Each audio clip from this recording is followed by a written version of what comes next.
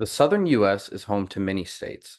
Four rank in the bottom 10 of Statista's Real Per Capita GDP 2023 by state. Five rank in the top 10 of the World Population Review's Crime Rate by State 2024. And 10, according to Statista, had a higher poverty rate than the national average in 2023. By the end of this argument, you will agree that the post-Civil War policies of Reconstruction was ultimately damaging to the economic and social conditions of the southern U.S.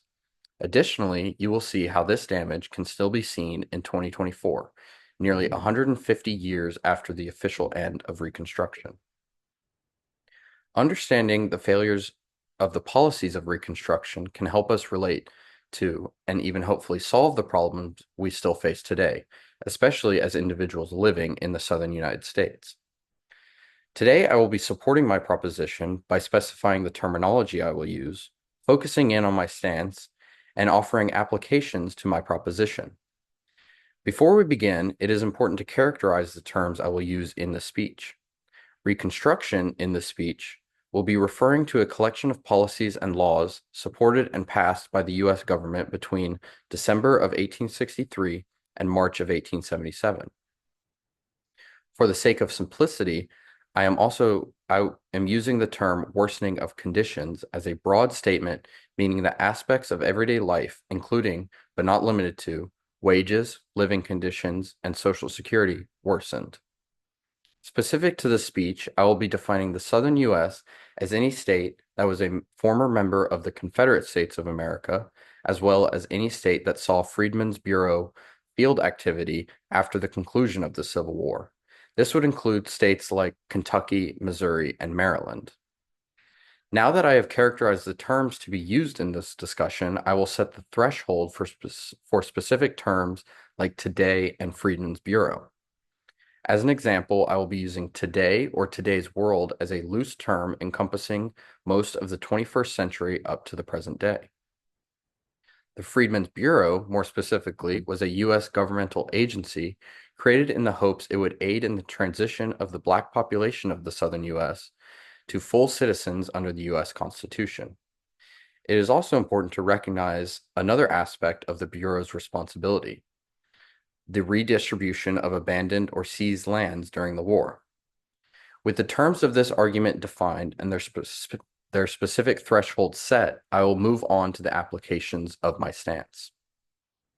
First, Reconstruction efforts only increase the longevity of economic damages to the southern U.S. that the war had brought on. Without proper intervention on a national level, economic independence by the southern United States could not be fully restored. Eric Foner and Olivia Mahoney, in their book, America's Reconstruction, People and Politics After the Civil War, write, increasingly, both white and Black farmers came to depend on local merchants for credit. A cycle of debt often ensued, and year by year, the promise of economic independence faded. While the initial economic damage in the southern U.S. was caused by the war itself and the former government, the promises of Reconstruction, in many cases, failed. As stated earlier, when I defined the Freedmen's Bureau, one of its main responsibilities after the war was overseeing the redistribution of abandoned or seized lands. In January of 1865, William T. Sherman signed Field Order 15. This field order by the general seized 400,000 acres of Confederate land, mostly in Georgia. The land was intended to be redistributed to the formerly enslaved population of the area and was put under the responsibility of the Freedmen's Bureau. According to Nadra Niddle, the government didn't keep its promise. Following President Abraham Lincoln's assassination on April 15, 1865, President Andrew Johnson rescinded Field Order 15 and returned to Confederate owners the 400,000 acres of land. This broken promise and failure of the federal government led to the emergence of sharecroppers in the southern U.S. More often than not, sharecroppers were formerly enslaved individuals who worked long hours for little pay. It was nothing but a small and insignificant improvement to their previously enslaved positions. Without land of their own to work, the 3.9 million members of the formerly enslaved population struggled to control their own destiny after the Civil War ended. Many found themselves working white people's lands as sharecroppers or tenant farmers, a system that was only slightly better than slavery, given the meager wages and exploitation associated with it, Knittel says. This practice of rich white Southerners employing poor black Southerners aided in the creation of the lower class in the South we can still see today. If the federal government had enforced the original order by General Sherman, the formerly enslaved individuals of the area would have been able to work their own land and potentially turn a profit as landowners. Next, I will address how Reconstruction in the South failed to fully ensure the safety and full citizenship for newly freed individuals.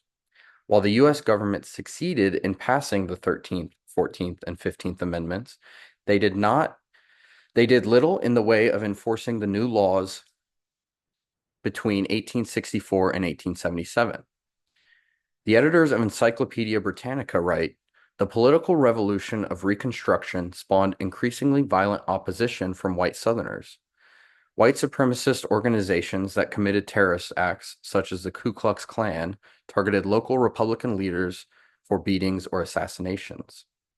Various chapters of the KKK still exist in the 21st century. According to the Southern Poverty Law Center, this proves that the federal government did not do nearly enough to extinguish the flames of violence that erupted during Reconstruction." According to Eric Foner and Olivia Mahoney, in the 1870s, violent opposition in the South and the North's retreat from its commitment to equality resulted in the end of Reconstruction.